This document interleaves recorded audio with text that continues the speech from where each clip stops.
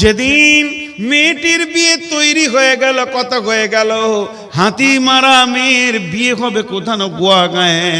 ওখান থেকে খবর এলো 21 লক্ষ টাকা লাগবে। বাপের একটাই ছেলে, সেই স্কুলে চাকরি করে, একটা দোকান খুলেছে, ফার্মেসি করেছে বড়। বাপ তার বড় কলেজের প্রফেসর ছিল, রিটায়ারমেন্ট। এখন হলো কি, মেয়েটাকে চয়েস করে ফেলেছে কোনো একটা বিয়েতে দেখে। এ হলো গরিবের মেয়ে, পাগল হয়েছে, ওই মেয়েটা ছাড়া আমার সংসার হবে না। এখন ঘটক পাঠানো হলো, দেখা গেল কুলির ঘরের মেয়ে, ইট ভাটার ঘরের মেয়ে। তখন বলল ওই মেয়েটাই আমাকে চায়। মেয়ের বাপ বলল দেখো, আমার একটা ছেলে, সর্বস্ব গাড়ি বাড়ি, এত বড় বিজনেস, আমার রিটায়ারমেন্ট, মাসে 70,000 টাকা পায়, সমস্ত আমার ছেলে মালিক, বেশি লাগবে না, 10 লক্ষ নগদ লাগবে। এ বিচারা গরিব মানুষ দুটো বেটাকে নিয়ে বসে গেল। বাবা, হাসিনার বিয়ের খবর এসেছে, গোয়া গাঁয়ের অমুকের ছেলের সঙ্গে প্রফেসরের। দুই ভাই অবাক, দিনের বেলায় আসমানে চাঁদ দেখছে, আমার বোন ওই ঘরে ঢুকবে। এবার বলছে মাত্র 10 লাখ লাগবে। দুই ভাইয়ের চোখে চোখে বলছে আব্বাকে কিছু বলিস না, যদি একবার বলি আব্বা ওই ঘরে দিও না, আমরা সামালতে পারবো না। হাসিনা চিরদিন দুঃখ পেয়ে যাবে, বড় ঘরে বিয়ে হয়েছিল, ভাই হতে দেয়নি। বাপকে বলল আব্বা বিয়ে দিয়ে দেন। বাপ রেডি হয়ে গেল। ভিটা ছিল 5 কাঠা, 3 কাঠা বিক্রি করে দিয়ে ঘরটা ছোট করে নিল। দুটো দুধের গাভী ছিল, সেটাও বিক্রি হয়ে গেল। মাঠের 3 বিঘে জমি আর খুঁজে পাওয়া যাচ্ছে না, সেটাও ধুলিস্যাৎ হয়ে গেছে। নাই তো ঘরে সব জিরো। মা এখনো বয়স বেশি হয়নি, মাত্র 38 বয়স চলছে, 40-এর ঘরে ঢুকেনি। নাকের কানের গলার যা ছিল খুলে সমস্ত কিছু জরিনাকে দিয়ে দিল, খাদিজাকে দিয়ে দিল।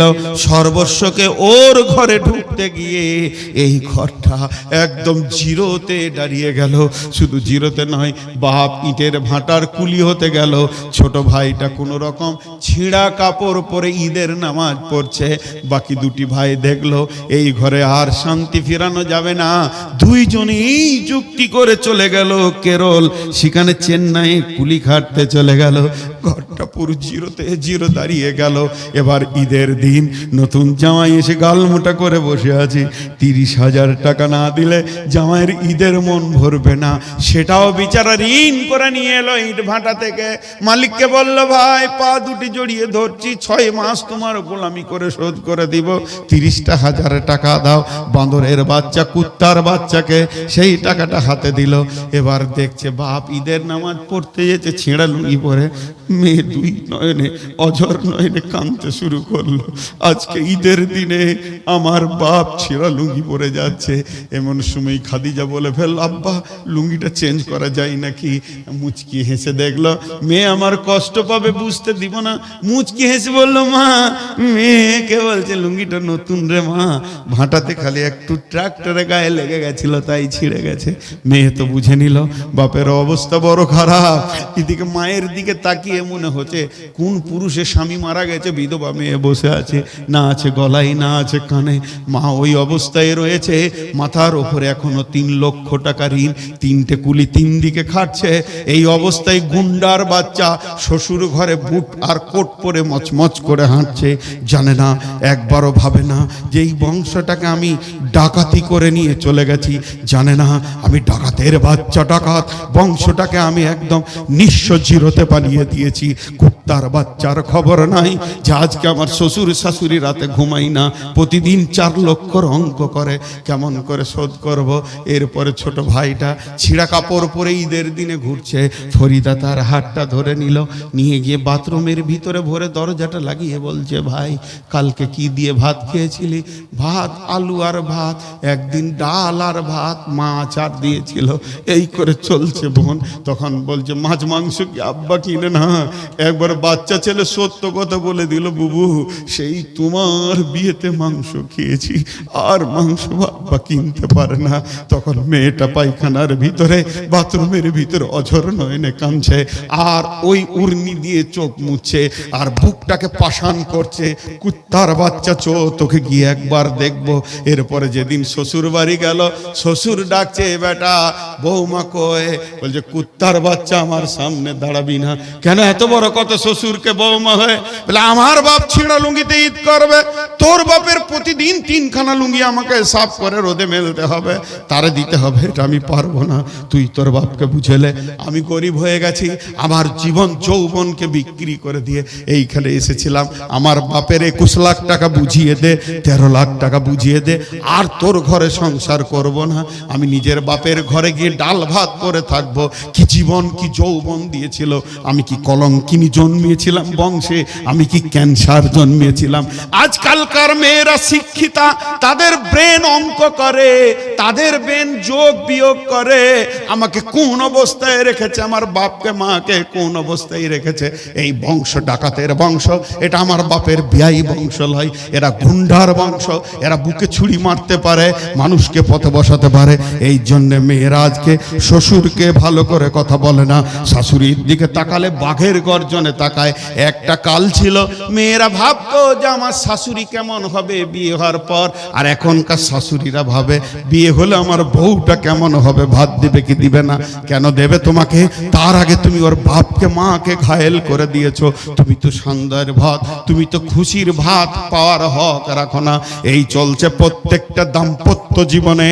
আজ পণ এসে মানুষকে অশান্তির সমুদ্রে ভাসিয়ে দিয়েছে। পণ কোনোদিন মানুষকে শান্তি দিতে পারেনি। একবার জোরে বলেন ঠিক না ভুল? এইটাই সমাজের ক্যান্সার। মুঝে মঞ্জুর নেই কি আপনি শিকায়ত কে করু। নিজের ঘরের কথা বলার আমার ইচ্ছা ছিল না, বাধ্য হয়ে বলছি। 27 বছর বিয়ে হয়েছে আমার, 27 বছর। এখনো শ্বশুর বাড়ির মাটিতে পা দিলে মনে হয় 3 দিন আগে বিয়ে করেছি ওদের বেটিকে। কেন? 1 টাকা। আমার বাপকে আমার গ্রামের একটা মেয়ের বাপ বলেছিল একটা বাইক দিব, কি এত টাকা দিব আমার মেয়ের সঙ্গে বিয়ে দে। তো আমার বাপ সামনে সামনে বলেছিল, আমি কি তোকে বিক্রি করে দেবো ছেলেটাকে? তুই ভেবেছিস? ভাগ। আমার বাপ 4টা বেটার বিয়ে দিয়েছে, 4 আনা পয়সা জানে না, বরং বউদেরকে মাল দিয়ে দিয়ে নিয়ে এসছে।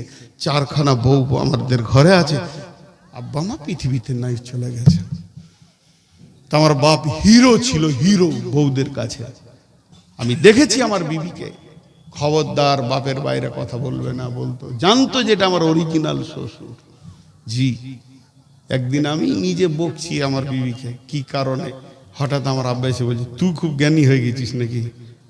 তোর বয়স ওর বয়স এক আছে, ওকে এখনো সময় দে, আরো বড় হবে, ছেলের মা হবে, তারপরে বুঝবে, তুই এখন কি বুঝাবি? তা আমার বিবি বুঝে নিলে এটা আমার শ্বশুর লয়, এটা আমার বাপ, এটাই আমার বাপ। ও গিয়ে ওর নিজের বাপকে, মানে আমার শ্বশুরকে বলেছে, আব্বা আমার শ্বশুর যা করে তুমি তা পারোনি আজ পর্যন্ত। আমাকে মা বলে ডাকে এবং আমার জন্য আমার স্বামীকে বকে। আমি অনেক সুখে আছি। তার কারণটা কি? চেতনা থাকতে হবে মাথায়। আজকে শেষ করে দিয়েছে এই পণ, বিশ্বটাকে জ্বালিয়ে দিয়েছে। শুধু এখনো 2টো আয়াতের তর্জমা করতে গেলে 5 ঘন্টা লাগবে। টোটাল মহিলা এবং পুরুষ আর দাম্পত্য সমস্যার সমাধানটা বলতে গেলে 3 দিন পর পর জালসা করতে হবে একটা বিষয়ের উপরে, তবে কমপ্লিট করা যাবে। কিন্তু একটা জায়গা দেখেছেন, খুব ধ্যানের সঙ্গে শুনবেন। আল্লাহ বলছেন, ওয়া খালাকনাকুম আজওয়াজা, আমি তোদেরকে জোড়া জোড়া জোড়া জোড়া বানিয়েছি। ওয়া খালাকনাকুম আজওয়াজা, শুধু তাই নয়, রব্বুল আলামিন বলছেন ওমিন আয়াতিহি আন খালাকা লাকুম মিন আনফুসিকুম আজওয়াজান লিতাসকুনু ইলাইহা ওয়া জাআলা বাইনাকুম মাওয়াদ্দাতাও ওয়া রাহমা ইন্না ফী যালিকা লাআয়াতিন লিকাউমিন ইয়াতাফাক্কারুন। জোড়া সৃষ্টি করেছ সবার, তাই তো সুন্দর ধরা, একের লাগে অপরজনে হয় যে মাতোয়ারা।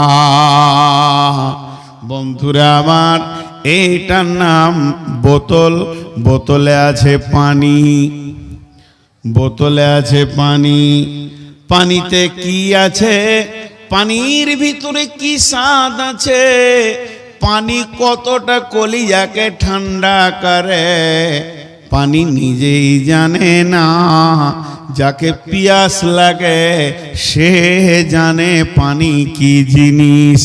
আল্লাহ তাবারাক ওয়া তাআলা নারীকে পুরুষকে ক্রস করে দিয়েছেন। সেটা কেমন? বিজ্ঞানী বলছেন, আল্লাহ বলছেন তাসকুনু ইলাইহা ওয়া জাআলা বাইনাকুম মাওয়াদ্দাতা ওয়া রাহমা। আমি তোমাদের দুইজনের মাখামাখির ভিতরে আনন্দ এবং রহমতের ভান্ডার রেখেছি, এবং তোমার ভিতরে যে উগ্রতা আছে সেটা ঠান্ডা করে শিথিল করে দেবে তোমার বিবি। আমি এত দূরের ভিতরে আমি সমস্ত আনন্দের ভান্ডারকে ভরে দিয়েছি। তাই কবি বলছেন, জোড়া সৃষ্টি করেছ সবার, তাই তো সুন্দর ধরা, একের লাগি অপরজনে হয় যে মাতোয়ারা। একটা জোয়ান মেয়ে, ব্যাচেলিয়ার মেয়ে, মেয়েটি জানে না ওর ভিতরে কি আনন্দ আছে, কি স্বাদ আছে, কি সুখের ভান্ডার আছে। মেয়েটা নিজে জানে না, ওটা জানে ওটা জানে পুরুষ। পুরুষকে জিজ্ঞেস করো মেয়ে কি জিনিস, বর্ণনা দিয়ে দেবে ওর ভিতরে কত আনন্দ ভরা আছে। তেমনি পুরুষের ভিতরে আনন্দ ভরা আছে, পুরুষ নিজে জানে না কি জিনিস, কি সুখ পুরুষের ভিতরে রয়েছে, ওটা মহিলারা জানে। একটা মেয়েকে জিজ্ঞেস করো পুরুষ কি জিনিস, সে পাগলের মতো আত্মহারা হয়ে যাবে। তাই আমার আল্লাহ বলেছেন, তোদেরকে জোড়া সৃষ্টি করে শুধু আমি ছেড়ে দিইনি, একে অপরের পাগল আমি বানিয়েছি।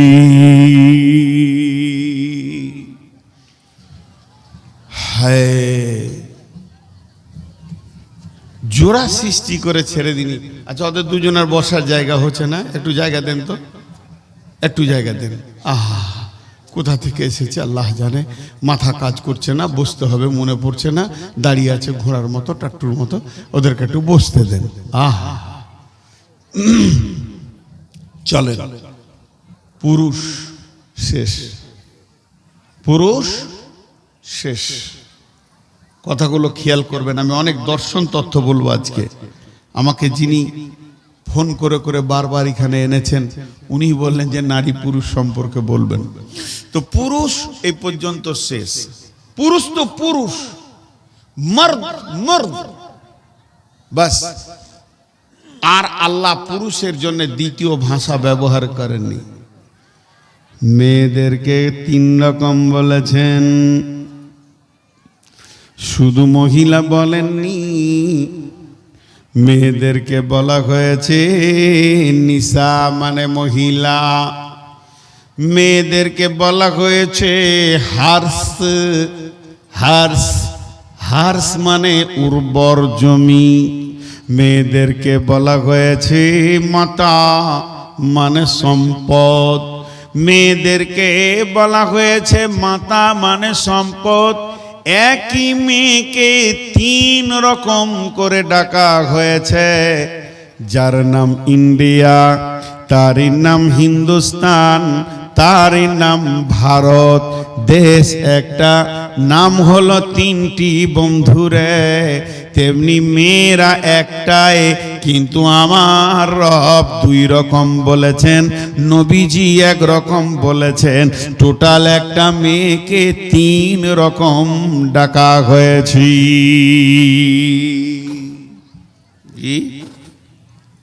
তিন রকম ডাকা হয়েছে, একই জিনিস তিন রকম নাম। যেখানে থাকবে নাম চেঞ্জ হবে। জি, এখানে থাকলে চুল, এখানে থাকলে মোচ, এই জায়গায় চলে এলে দাড়ি, গায়ে থাকলে লোম, এখানে নাম ভুরু, এ জায়গায় নাম পাতা। অতএব জিনিস একই, কিন্তু মহল্লায় সময়ের জায়গাতে নামের পরিবর্তন। আল্লাহ তাবারাক ওয়া তাআলা মেয়েদেরকে দুইটি কথা বলেছেন, একটা হলো নিসা ইমরাত, এর মানে হলো মহিলা। আল্লাহ কোরআনে বলেছেন সূরা নিসাতে, নিসাউকুম হারসুল লাকুম ফাতু হারসাকুম। এই জায়গায় জমিন বলেছেন উর্বর জমি, আপনার যে জমিটা সব থেকে দামি ফসল দেয় সেই উর্বর জমি বলেছেন। 3 নম্বরে আল্লাহর নবী বলছেন পৃথিবীর সেরা সম্পদ হলো মহিলা। তাহলে মেয়েদের 3 রকম নাম, পুরুষের শুধু এক রকম নাম, পুরুষ মার্দ শেষ। এদেরকে 3 রকম বলা হলো কেন? আলাদা আলাদা ব্যাখ্যা। এদের কাছে 3 ধরনের কাজ পাওয়া যায়। একবার বলেন মেয়ে তো মেয়ে। তসলিমার নাম শুনেছেন? মারা গেল বাংলাদেশের লেখিকা। জি, খুব নোংরা নোংরা লিখে। ওর নামটা কি? কথা বলেন এতগুলি লোক, কি নাম? তসলিমা নাসরিন। এত নোংরা মেয়ে পৃথিবী তার দ্বিতীয় কেউ জন্ম নিয়েছিল কি আমার জানা নাই। ও এক জায়গায় লিখেছে পুরুষ মানুষ মানুষ, মেয়ে মানুষ মানুষ, মেয়ে মানুষ বনাম পুরুষ মানুষ বনাম মানুষ। তার মানে হচ্ছে মেয়েরাও মানুষ, পুরুষেরাও মানুষ। অতএব মেয়েদের ডিউটি আলাদা হবে, পুরুষের আলাদা হবে, কোনোদিন হবে না। সংসারকে কম্পেয়ার করে চলতে হবে, একে অপরে আপোষ করে নিতে হবে। একদিন মেয়েটা রাঁধবে, একদিন ছেলেটা রাঁধবে, একদিন মেয়েটা মার্কেটে যাবে, একদিন ছেলেটা মার্কেটে যাবে, একদিন ছেলেটা কাপড় সাফ করবে, একদিন মেয়েটা কাপড় সাফ করবে। তবেই না এটা হচ্ছে সুখের জীবন। কিন্তু কোরআন বলেছে মেয়েরা খিদমত করবে, পুরুষ ইনকাম করবে। এটা ভুল করেছে নালায়েক, কোরআনের ভুল ধরতে গেছে। শুধু তাই নয়, এটাও সে বলেছে নারী পুরুষ সমান ভাবে কম্পেয়ার করে চলবে। একদিন মেয়েরা কেন পর্দায় থাকবে, এদেরকে কেন ঢেকে রাখা হবে? পুরুষ কেন ওপেন চলবে, খোলা থাকবে? এটা কোরআন মেয়েদের ওপরে অন্যায় করেছি। জি ভাই, আপনাদের কি মনে হয় অন্যায় করেছে কি করেনি? করেছে। তসলিমাকে বলেন দুটো যুক্তি। তাই যদি হয়, ও একদিন রান্না করবে, একদিন করবে। এখন আমার বিবি যদি বলে প্রথম সন্তানটা আমার পেটে হয়েছে, দ্বিতীয়টা তোমার পেটে হবে, কোন দিকে লোড হবে আর কোন দিকে আনলোড হবে? বন্ধু আমার, হুঁশ নাই, জ্ঞান নাই। কোরআন কার কি ডিউটি দিয়েছে বোঝে না। শুধু এই পর্যন্ত নয়, 2 নম্বর বলছে মেয়েরা পর্দার বাইরে থাকবে। মেয়েরাও মানুষ, পুরুষও মানুষ। এতগুলো লোক আছেন, আপনারা একবার মুখটা খুলেন আল্লাহর নামে, আল্লাহর হস্তে। ট্রাকের টায়ারগুলো কিসের তৈরি? টায়ার কিসের তৈরি জোরে বলেন?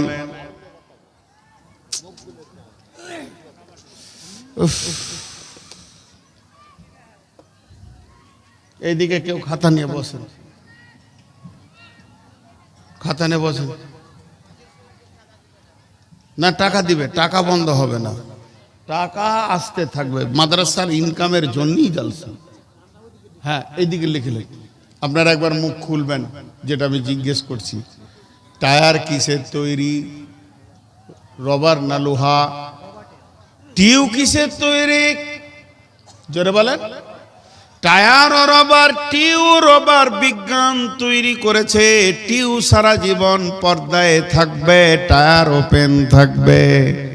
তসলিমার মতো যদি ব্রেন হয় তাহলে বলবে টিউ রে বহুদিন ভিতরে থাকলে একবার বাইরে আয়। কি অবস্থা হবে?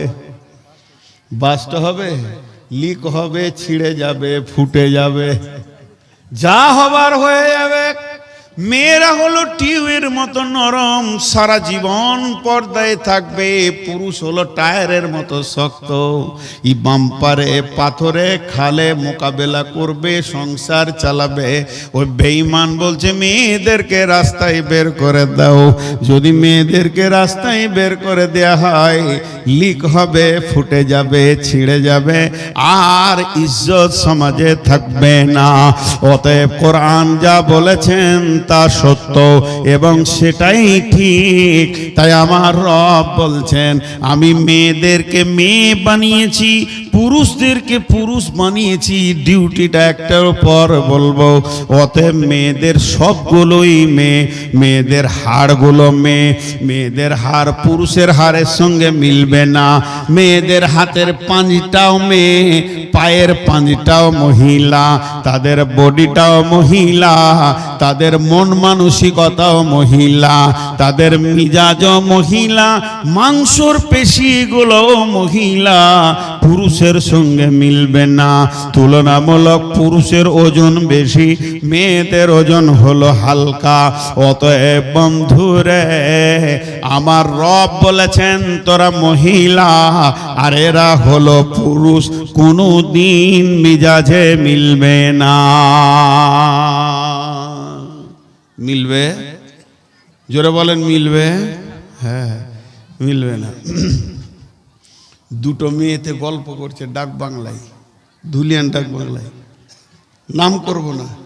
আর এক বক্তা চা খেয়েছে, চা খেতে খেতে মুখে চালে ফক করে হেসে দিয়েছে। চাটা কেমন হবে? স্প্রে হয়ে বেরিয়ে। মৌলানা সাহেব হাসলেন কেন? ও আর চা খেতে খেতে মেয়েদের কথা ওর কানে পড়ে গেছে। একটা মেয়ে আর একটা মেয়েকে বলছে মুর্শিদাবাদের ভাষাতে, এগে বহিন হারকে গুধার বাপ খুবই কড়া, ছেলেকে দেখতে পারে না, ছেলের উপরে খুব হিংসা, খালি পিটে যেছে, ছেলেকে সহ্য করা যায় না গে বহিন। একদিন স্কুল যেছে না তো পিটছে। লে ওর হুঁশ দেখ, ছেলে স্কুল যায়নি তো বাপ পিটছে, দে ছেলেকে হিংসা করছে। হাসি এমনি আসবে? কোনো বাপ ছেলেকে হিংসা করে? জোরে বলেন। একটা বাপ গভীর রাত্রিতে ইট ভাটাতে কুলিগিরি করছে ছেলের জন্যে, রাস্তাঘাটে বিজনেস করে ছেলের জন্যে, বালু বইছে, ইট বইছে, কাদা বইছে ছেলের জন্যে। ওই ছেলে স্কুল যায়নি, আব্বা থাপ্পড় মেরেছে, তাই মায়ের দিলে লেগেছে। বলছে আমাদের কোধার বাপ, আমাদের ছেলের বাপ এত ছেলের ওপরে হিংসা করে, একদিন স্কুল না গেলে পিটে দেয়। তার মানে বলতে চাইছি আমাদের ছেলের বাপের ছেলের ওপরে কোনো মায়া নাই। বন্ধুরা আমার, একটা ইতিহাস শোনায়। হযরত উমরের ছেলে আব্দুল্লাহ, কেউ বলে ওইটা তোহমত ছিল, কেউ বলে হাকিকাত ছিল, গুনাহ করেনি, কেউ বলে ওর উপরে অপবাদ চাপানো হয়েছিল, মদ্যপানের অপরাধ। হযরত উমর বললেন বেটা তৈরি হয়ে যাও, কোরআনের ফায়সালা আমি তোমার ওপরে চালাবো। হযরত উমর নিজের হাতে চাবুক নিলেন, ছেলেকে মারতে শুরু করেছে। 1 2 3 4 10 20 কোড়া পড়ে গেছে। এমন সময় ছেলে মাটিতে গড়ে লটে এসে গড়তে গড়তে এসে আব্বার পা দুটা জড়িয়ে ধরে বলছে, আব্বা আপনি আমাকে ক্ষমা করে দেন, মাফ করে দেন, জিন্দেগিতে দ্বিতীয়বারে পাপ আর করব না। হযরত উমর রিটার্ন বলছে, বাবা আমি যাকেই মারতে শুরু করব সেই তো এই ভাষা বলবে মাফ করে দেন আর করব না। তাহলে যদি ছাড়তে শুরু করি বিচার কার ওপরে ফয়সালা শেষ করব। অতএব আমি তোমাকে ছাড়ব না, আমার চাবুক চলবে। কোরআনকে আমি অপমান করতে পারবো না। যতক্ষণ পর্যন্ত 100 না হয়েছে অতক্ষণ আমার চাবুক চলবে।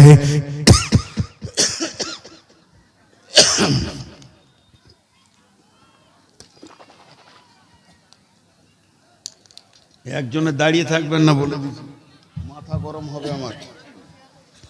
এই ডিস্টার্বটা অন্তত করবেন না। যতক্ষণ 100 পুরা না হয়েছে আমার চাবুক বন্ধ হবে না। চলছে চলছে চলছে, এক পর্যায়ে ছেলে শিথিল হয়ে গেছে, আর নড়ার ক্ষমতা নাই। স্ত্রী চোখের সামনে দেখছে ছেলে যেন মৃত্যুর দরজার দিকে হাঁটছি।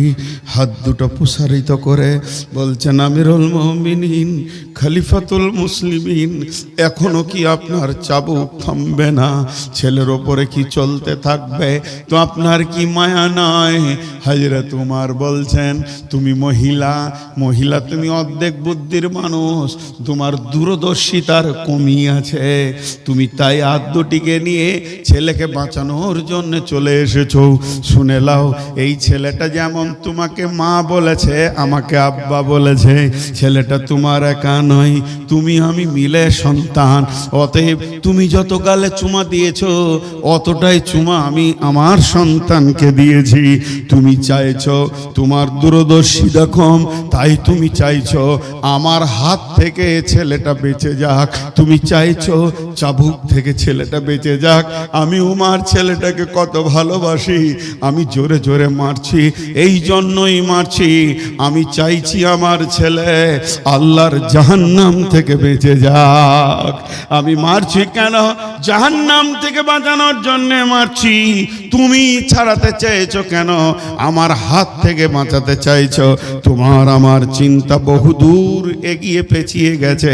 অতএব 100 কোরা না হওয়া পর্যন্ত চাবুক থামবে না। ইতিহাসবিদরা কেউ কেউ বলে 100 পুরা হলো না, ছেলে মারা গেল। ছেলেকে নিজের হাতে গোসল দিয়ে দাফন করালেন। দাফন করানোর পর বললেন, রে রাসূলের সাহাবীরা সরে যাও, জানাজার লোক সরে যাও। 100 পুরা হয়নি, আমি বাকিগুলো কবরের ওপরও মেরে শোধ করে নিব। 100 পুরা হয়ে গেল। এ কথার মধ্যে জাল জয়ীব আছে, এই কথাটার ভিতরে জাল জয়ীব ভরা আছে। তারপরেও একটু আগে বাড়ি শুনি ঘটনাগুলোকে। গভীর রাত্রিতে হযরত উমর ঘুমিয়ে গেছেন, ছেলে দাফন হয়ে গেছে। রাত্রিতে স্বপ্নে জিয়ারত হচ্ছে। ছেলে বলছেন, আব্বা আমি যোগ্য পিতার যোগ্য পুত্র ছিলাম, তাই আমার রব আমাকে জান্নাতুল ফেরদাউসের মেহমান বানিয়েছে। হে মা, আপনাদের দূরদর্শিতা কম, এর জন্য মেয়েরা মহিলা, মেয়েদের মেন্টাল হচ্ছে মহিলা, মেয়েদের মিজাজ হচ্ছে মহিলা। পুরুষ তো পুরুষ, পুরুষের মিজাজও হচ্ছে পুরুষ। কথা ঠিক না বল? এতগুলো লোক চুপ করে বসে আছে না গো? দাঁড়ান, এতগুলো লোক চুপ থাকছেন কি করে? জি, একটা ছোট মজার সত্য ঘটনা শুনিয়ে দিই। আমার বর্ধমানের এক মৌলবি, নাম জিজ্ঞেস করবে না, নিজে গল্প শোনাইছে। আমি ছোটতে আম চুরি করতে গেছি। ছোট বয়সে ছেলেরা গাছে আম চুরি করে না, ছোট ছোট আম। তো আম চুরি করতে গিয়ে গাছ থেকে পড়ে গেছি, দুপ করে পড়েছি, কিছু হয়নি, ছোট গাছ। তেমনি করে কাঁদতে কাঁদতে বাড়ি এলাম। তো মা বলছে, বেটা তুই নিশ্চয়ই কোথাও গাছে চড়েছিলি, এখানে বুকটা একটু ছিঁড়ে গেছে, তেল লাগাইছে মা। আর বলছে, বেটা কেন আমাকে বললি না, তোকে আম কিনে দিতাম, খামকার লোকের কাছে কেন চা? বলছে, আমার নানি এসছে আমাদের বাড়ি বেড়াতে, ও তো ভাই রে বলে গলা ধরে কাঁদতেই লাগলো। দুই মহিলাতে কাঁদছে, আর আমি তত বুক ফুলে ফুলে বলছি যে তোরা আরো কাঁদ। পাওয়ার বাড়াইছি কাঁদার, ফুসফুস করছি যে খুব লেগেছে। নসিব খারাপ, এই দুই মহিলাকে আমি কাঁদাইছি, তা আমার নসিব খারাপ। আব্বা কোথা ছিল, এসি বলছে খাবিস, জুতা খুলে পিটতে শুরু করেছে। উঠি মেরে দিলাম দৌড়, যে এর দিলে মায়া নাই। জি শুনেলেন ফাইসালা? হে আমার মা, ওরে আমার বোন, ওরে আমার বেটি, শুনেলেন ছেলের গালে চুমা দিয়ে মা যে নেকিটা পাবে, ছেলের গালে চুমা দিয়ে মা যে নেকিটা পাবে, ছেলেকে গায়ে তেল মাখিয়ে আদর করে মা যে নেকিটা পাবে, আব্বা ছেলের গালে থাপ্পড় মারলে একই নেকি পাবে। মাকে দিয়েছে মমতাময়ী ডিউটি আল্লাহ, প্রশাসন ক্ষমতা দিয়েছে আব্বাকে। আল্লাহ বলেছেন, নবীজি বলছেন, ওয়া ও আলা তারফা'আন্না আসাকাল আদাবা, হে পুরুষের দল, স্ত্রীকে সন্তান সন্ততিকে শাসন করার লাঠিটা হাতছাড়া করে দিও না, সব সময় তাদেরকে শাসনের আওতাভুক্ত রাখবি। তাহলে মহিলারা মহিলা, বুঝে এলো? জোরে বলেন, বুঝে এলো? মাঝে 30 সেকেন্ড নয়, 5 সেকেন্ড একটা কথা বলবো। এই জালসা কমিটিকে, মাদ্রাসা কমিটিকে